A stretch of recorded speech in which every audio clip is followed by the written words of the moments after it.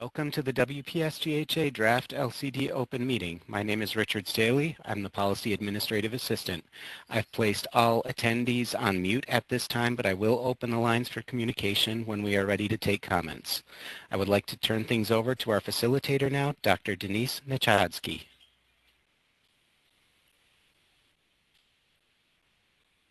Good afternoon, everyone. Can you hear me, Rich? Yes. Okay. I'm sorry, when Well, we good come out of afternoon. practice session. Okay. I'd like to say good afternoon and welcome everyone to the June 15th, 2022 WPSJ 5J8 Draft LCD Open Meeting. As Rich said, I'm Denise Nechadsky. I'm one of the WPSGHA Contractor Medical Directors for J5 and J8, and I will be your moderator for this meeting. What we're going to do today in this meeting is you have the agenda, I hope you all have, of the LCD drafts that we will be making. The purpose of this open meeting is really an opportunity for interested parties to discuss the rationale, to review the evidence, and to provide feedback on proposed LCDs. Interested parties generally those include those who are affected by the proposed LCDs, including physicians, providers, beneficiaries, caregivers, vendors, and manufacturers. We do invite members of the public and the stakeholders to attend and to provide verbal comments or statements to our proposed LCDs. Anyone attending the call can offer their comments after each one of the LCDs are presented, and prior approval to participate is not necessary. As Rich stated, I just want you to all know that this meeting is being recorded. Some of the ground rules for today's open meeting. Number one, anyone can make comments on policy being presented today.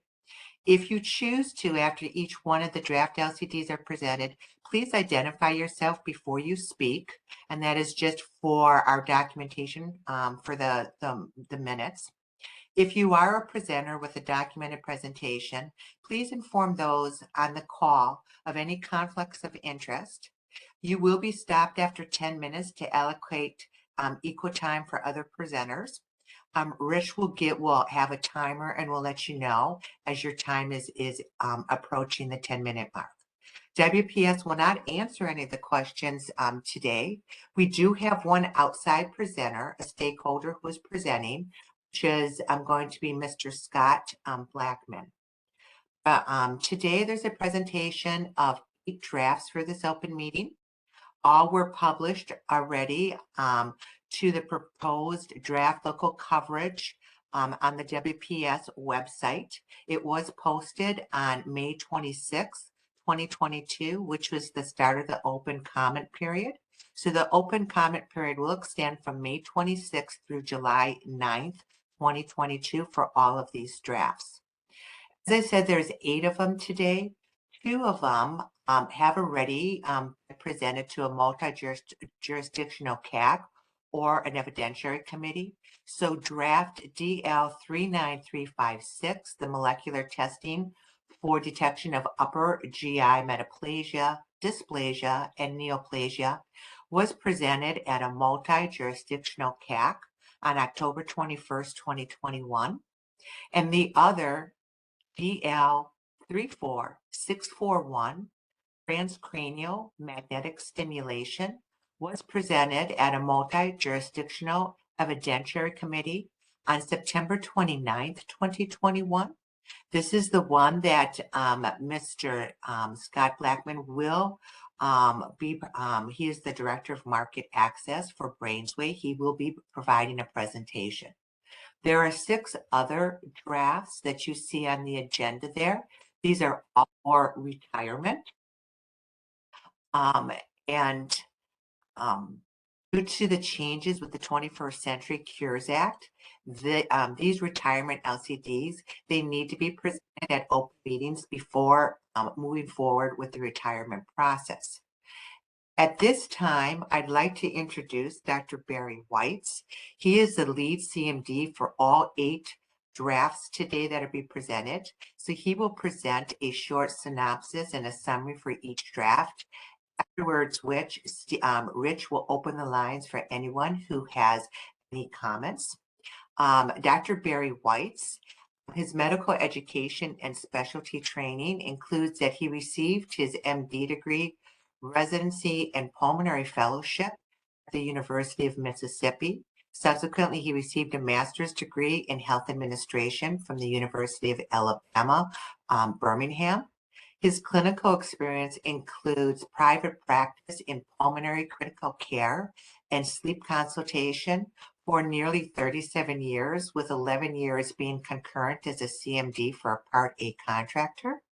His healthcare industry experience is approximately 20 years, which includes a CMD for a Part A contractor, an AB Max CMD, and currently a WPSGHA J5 and J8 CMD since 2020. He is currently the chairperson of numerous multi-jurisdictional LCD work groups, which include such as Pricing Committee, Category T, and 3 codes, drugs of abuse, etc. As part of our process over here, as I said, after Dr. White's gives his synopsis of the draft LCDs, we will then take a time for oral comments about this. Written comments, please note, please feel free to send in written comments. These again are due by July 9th, 2022. Please send your written comments to policycomments@wpsic.com and include the topic of the LCD on the email subject line. We ask that you include published scientific studies and/or literature to support your additional coverage with your message. We will not send individual responses to the comments, but we will make sure that responses are available in a comment and a response document that will be posted with the final LCD. So at this time, I'd like to turn over the presentation to Dr. Barry Whites. It is my pleasure to present him today. Thank you. Can you hear me? Yes, we can, Dr. Whites. Good, good. Thank you so much. Well, today, most of these, as you see, are molecular diagnostic policies, and both the draft LCD as well as their article that accompanies them. In the interest of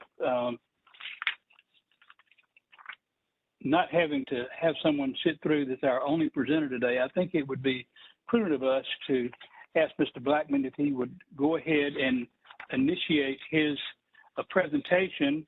A few brief words about transcranial magnetic stimulation. It is an existing policy that, under that policy with limitations, there's coverage for treatment-resistant depression. The request reconsideration was brought to us by Mr. Blackman and his company for expanding this coverage to obsessive compulsive disorder. He presented information to us. Since everyone has a policy on this, I am talking in terms of all the MACs, we convened a multi-jurisdictional CAC where we could all have the opportunity to review the literature submitted by Mr. Blackman, and he did submit it to several, if not all of the MACs, and we reviewed this literature. It was determined at that time, because of what we felt to be insignificant amount of literature to provide coverage, we then expanded our coverage to additional items past what Mr. Blackman had sent us. We had an evidentiary CAC. We had that well attended and experts were there. The bottom line on this meeting and the results of that meeting were, we felt that there was insignificant or not significant enough data to provide coverage. We felt that it does show promise, but it's yet to be determined how to best optimize the approach of using TMS to achieve clinically relevant results. And so non-coverage was, for obsessive compulsive disorder, was elected on this draft. And now, Mr. Blackman, if you would go ahead with your presentation. We should note that time limitation is 10 minutes on each presentation. Thank you. But the share screen is not enabling me to share my screen right now. I just wanted to check with you that you had your PowerPoint presentation up and ready. Are you ready to receive the screen share? Yes, I am. And here we go. Thank you, sir.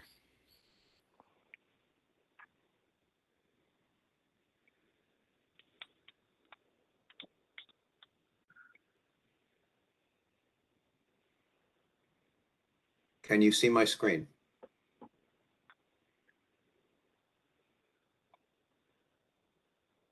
Not at this time. I do show that you are that I have rendered control to you.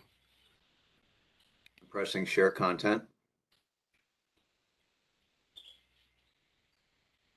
Let's try it again. Okay. Are you we able go. to see now? It's come up. You can see it Yes, now, I Mr. can. Blackburn. You can?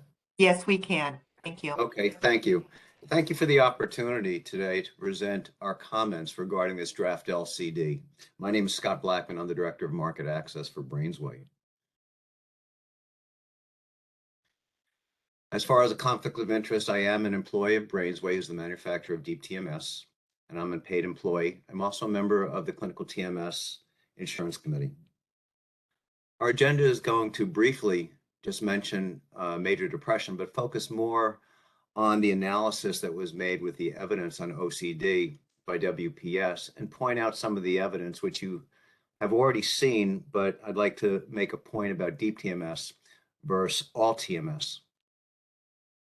For major depression, the reason why we're here and for OCD is to really request a less restrictive major depression selection criteria and for a reevaluation of deep TMS evidence. Currently, WPS's policy has very limited references of deep TMS for OCD. Most of the summaries combined all TMS for OCD treatments, both traditional figure 8 quality TMS studies and deep TMS, in order to reach their conclusion of mixed results. Those studies had mixed protocols, parameters, different shams, different brain regions, and different frequencies, the small numbers of patients. This was from the figure 8 trials. The deep TMS evidence should really be evaluated separately and not combined with those, because deep TMS has a protocol that was actually approved by the FDA, and that's what's been used in all the trials for deep TMS and not in any of the figure 8 trials. We're just going to request that instead of severe major depression, we would request that your policy include moderate to severe. All the studies that have been done with TMS in major depression have had moderate to severe, not severe. You request an evidence-based psychotherapy trial. All 3 pivotal trials for TMS. Mr. Blackman, Yes.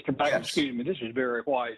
This is not open. The whole policy is not open. This is a reconsideration on obsessive compulsive disorder, which is what you requested. Oh, so we very need to good. stick to that subject. Okay? Thank you. I sure will.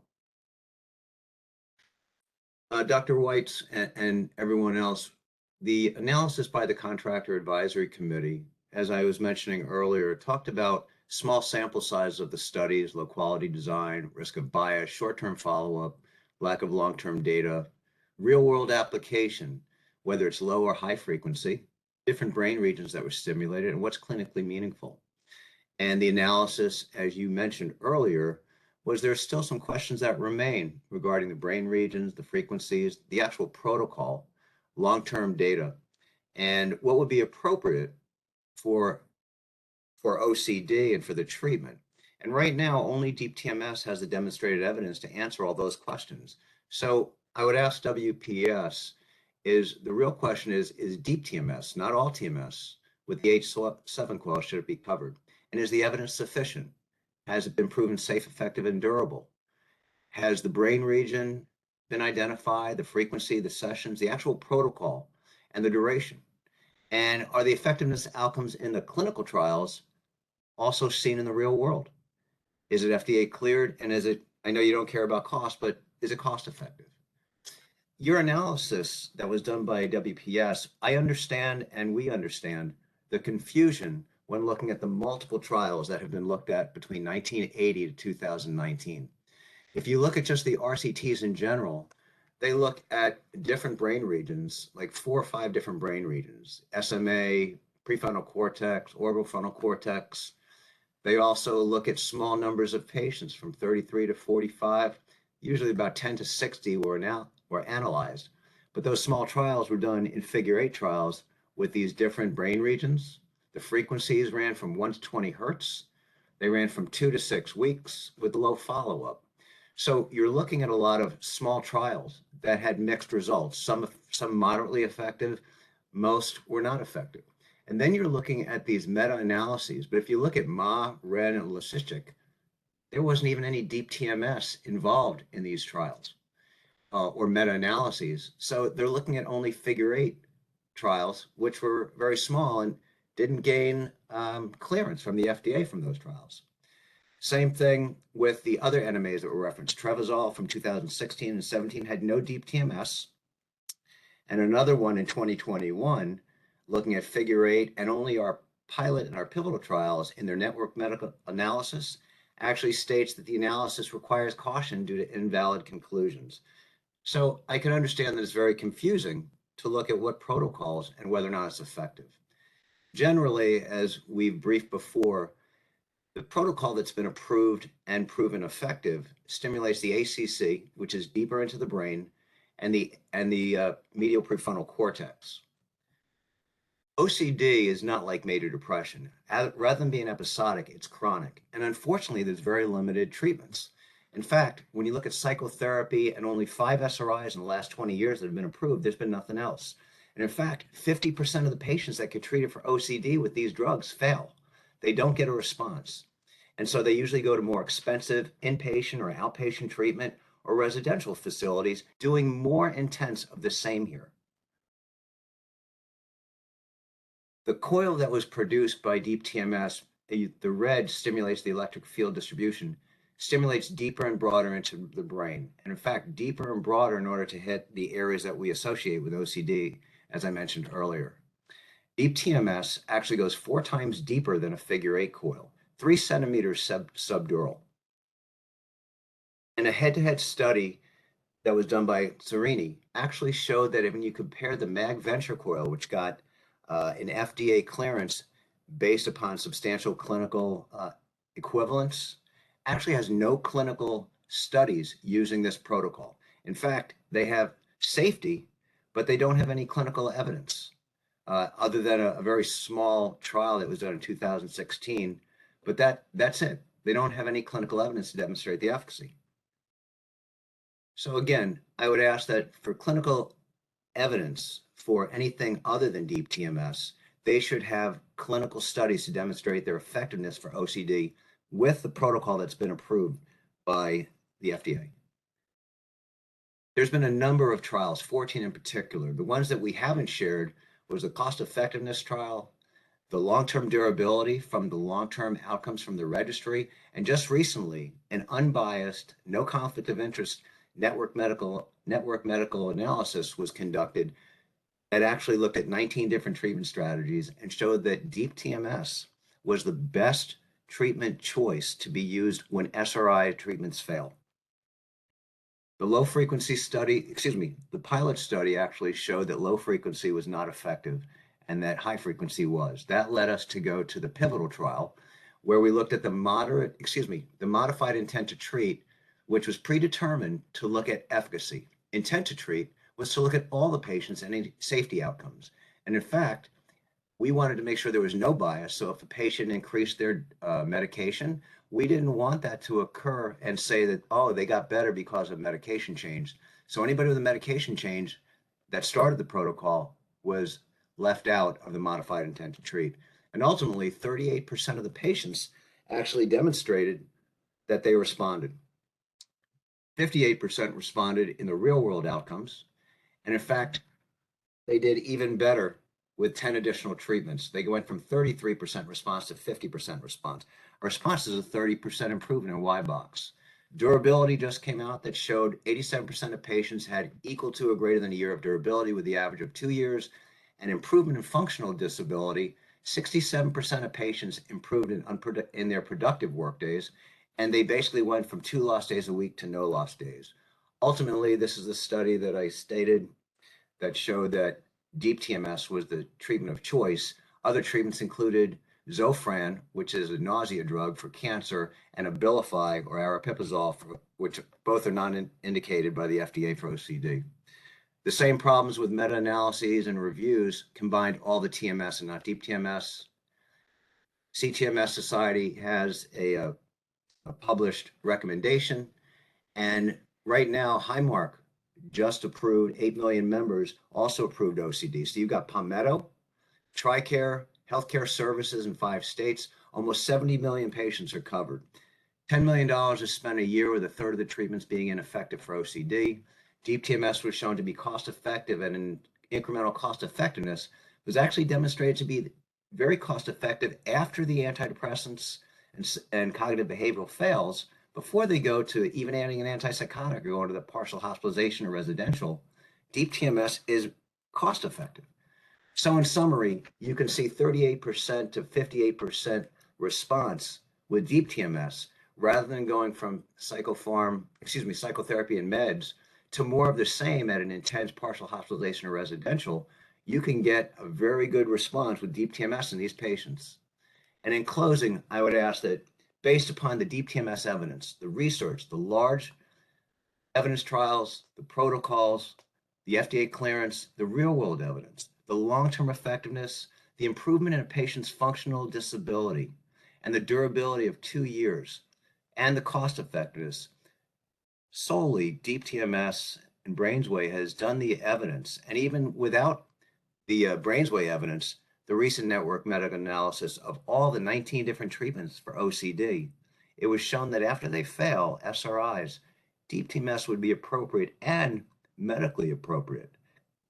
So that would be my close. I thank you very much for the opportunity to briefly present and recommend that WPS look solely at the evidence to support deep TMS for this underserved population, which is a very chronic disease, and there's not much to help these patients once they fail their first-line treatments. Thank you very much. Thank you, Mr. Blackman. You brought up several studies that were not included in your initial request, and you may need to submit another reconsideration if you would like all those studies. We cannot, during the process of reconsideration, we're obliged, in which we follow that protocol, with the exception of we can do more if we want to, and we did more. But this process has been now going on for well over a year, so we do not have late 21, 22 information in that, and cannot be expected to. That the time for comment, et cetera, has gone through. So I would encourage you, if you're, we will look at your information there. This is the time for notice and comment, and we will make comments on this, and we certainly appreciate your bringing all of this to our attention. Thank you. Thank you very much, and I'll follow up with written information as well as documentation and inclusion of all those studies for your review. Thank you very much. Right. That would be great. And say all of that in writing if you could, and you've got the information where to do that, and you're familiar with it. Dr. Nichoski, you'd like me to go on and give a little summary of the other items, or we'll just see whether anybody else has a comment on the transcranial magnetic stimulation and OCD treatment? Let's thank you, Mr. Blackman. Much appreciated your presentation. And Dr. Weitz, I think for the rest of the protocol here is if anyone has comments in regards to this draft LCD, Rich will open the line for them. Please know he will unmute you, but if your phone is your own phone is muted, please unmute it. And then Dr. Weitz, I think just after each one of your drafts, we'll briefly do that. I believe that the other 6 are for retirement and may not have comments, but that'll be the protocol that we follow today. Thank you very much. We'll do it.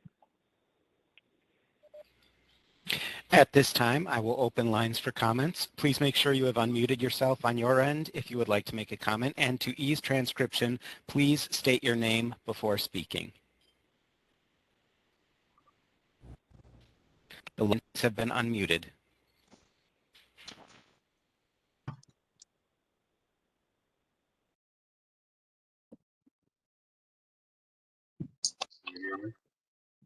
All right. Yes. Do we have someone who would like to make a comment?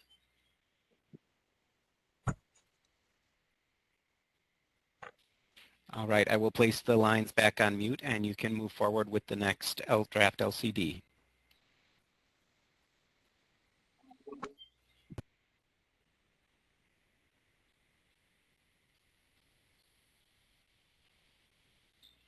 All right, Drs. Nichadsky and Dr. Weitz, if you would like to present the next LCD, you can go ahead.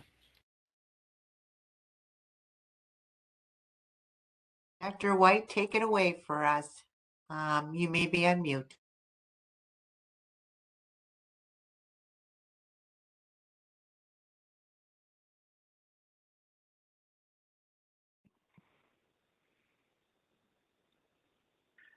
Now, can you hear me? Yes, we can. Okay, good. I'm sorry. The first molecular diagnostic policy, and we'll go through these in order, and we'll ask for comments, as Dr. Nichadsky noted, after each one of them. To make an overall statement, I'll give a brief summary, but just all of these policies, without exception, are policies that have been in existence. They now have, by the molecular diagnostic program, of which we are partners with them, a decision has been made, instead of having so many different policies, that those molecular diagnostic tests that can be grouped under a commonality of procedures, type of diagnosis have been now put into a foundational policy. And this is what these are. These are singular policies that now have been moved over to a foundational policy. There's been no change in coverage. There's been no change in the requirements of any of them. The diagnostic tests that are necessary for coverage, none of the coverage items have changed. And they just can be found in another foundational policy. The first test for upper GI metaplasia, dysplasia, neoplasm is one of those tests that the title really does explain what it's all about. It's detecting upper GI cancers and trying to decide whether there's an indication for endoscopy or proceed things further. That has now been moved over. Let me see what that's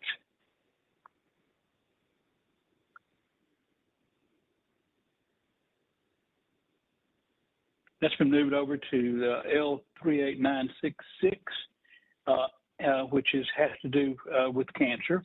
The next one, are there any questions about this transfer overall to a foundational policy for all of these? Or is there a question in particular about this one test?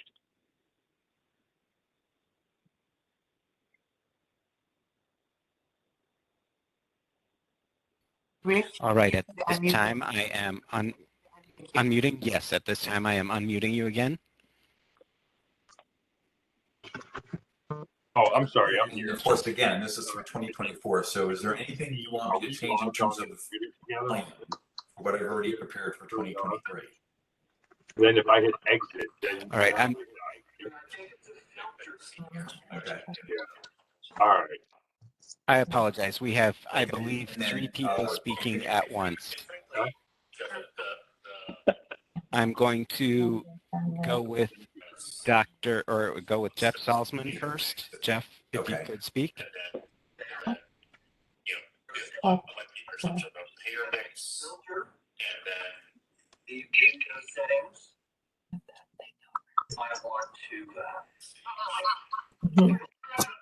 All right. I'm sorry, I'm hearing multiple people speak. I'm going to mute everyone.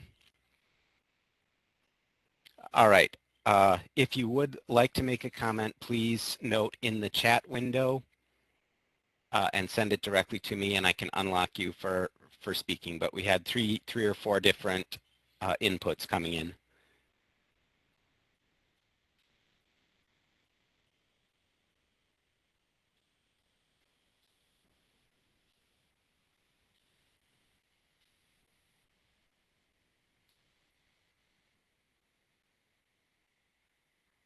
All right. I'm not seeing anything in the chat window. I can unmute the lines once again, but please, if you do not plan on putting a comment, please mute your own lines.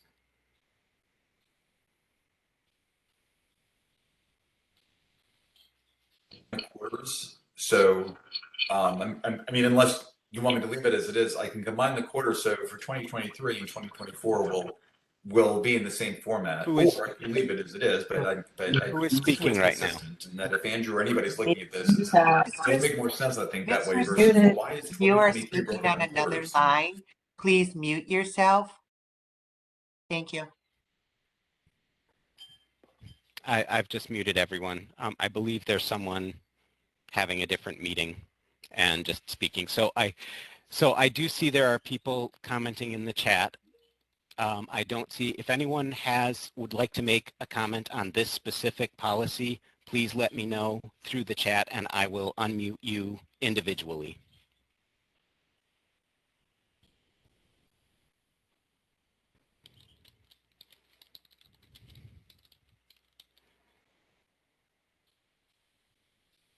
All right, I do not see any chats coming through at this time.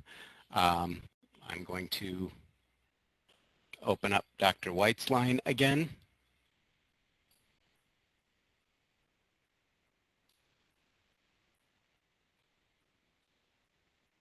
6793. I gather you can hear me. And that, again, is another test that's been transferred over to inherited cancer for patients, and it's an L38966. No change in the coverage, no change in the diagnosis, no change in the edits will be forthcoming. Everything is staying the same. We'll entertain any comments about this policy being retired.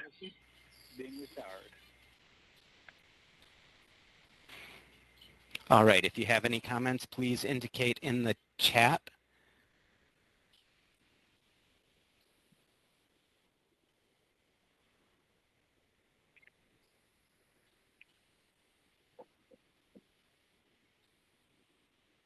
And what was the name of this draft LCD, Dr. Weitz? This one was for Lynch syndrome, and it's DL 36793. Thank you. If anyone has any comments they would like to place on the draft LCD, please indicate in the chat and I will open up your line.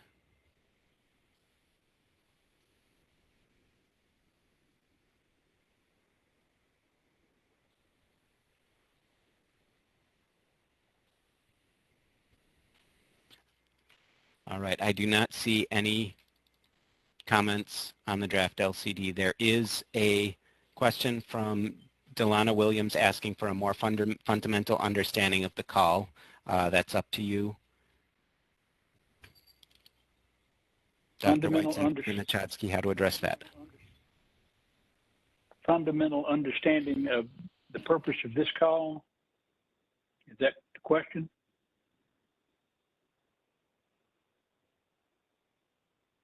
Yes, that was the question. Okay. The purpose of this call is any changes now by regulations that are made to a policy, whether it be retiring it, whether it be an addition or deletion of certain parts of it, or reconsideration, because of transparency, must go to an open format before retiring. This is a requirement that has been in place now for approximately 3 years. And even though we have requested to CMS that tests such as these that are being incorporated into a foundational policy should not need to go because there's no change. I think that will be the last call that we had with them, said that they did not see why it should either, but they would have to change the language. So we're hoping that we'll not have to be boring you with these items in an open call in the near future. But for right now, all of these tests, again, is saying that we are mandated since they're being retired, even though they're being put in a new LCD, a foundational LCD that offers no change at all to any of the coverage or any item that would affect our providers. We have to bring them up. And what I will do right now with take some liberty is I will go ahead and just give a summary on the last 3 to 4 of these tests and entertain at one time in the interest of a little bit more brevity, going through these items, which I really agree with the question. And I asked the same thing on another call that we had with CMS. So the next one is genetic testing for BRCA1, BRCA2 breast cancer genes, and that is DL 36813. That is another test that is being moved over for the LCD 38966, which is for inherited cancers. So that one is being moved over. The next one is 37005, and that one likewise is going to another molecular assay foundational policy. The 4K score itself is being retired because it is no longer in our it's a test that the MolDX group said it was no longer not covered under the MolDX policy. This test is only performed in one jurisdiction, and it is not ours. So we have, by regulation, no reason to have this policy and should not have the policy. The policy for APC and MUT-YH, again, gene testing, they're going to a foundational policy and DL 37770. Chorus, coronary artery disease assay is going to is now being removed from the MolDX process altogether and is being retired. So I'll be happy to entertain any questions about any of these tests that we have. I hope that explanation, although not accomplishing a whole lot, is the reason that we're here. It is by regulation.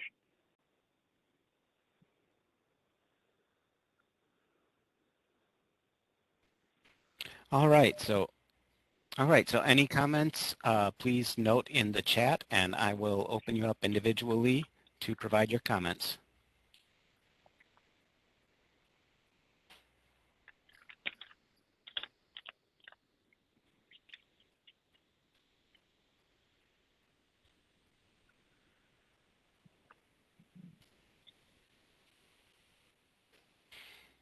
All right. I see no comments at this time.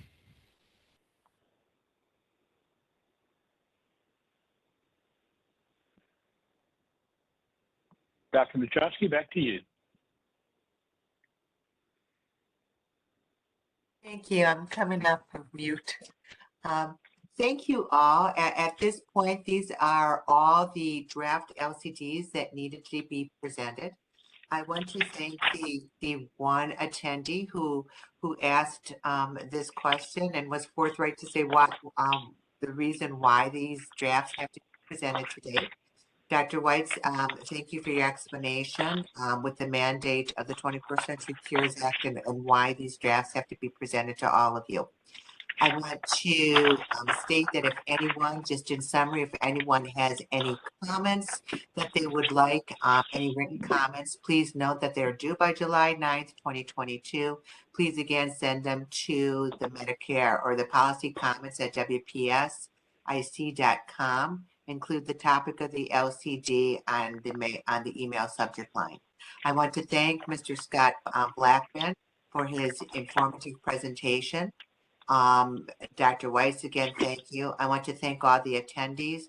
And lastly, of course, I'd like to thank Mr. Rich Sandley here, for without him, we would not be able to have this WebEx run as smoothly as it does.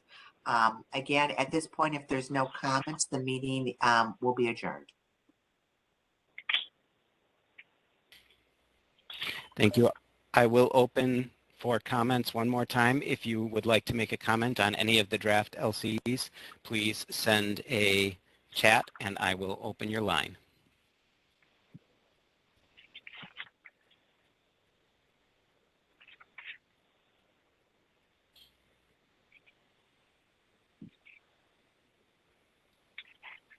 All right, I am receiving no requests for comments at this time. All right, thank you everyone again. So at this point, I will say that the meeting is adjourned.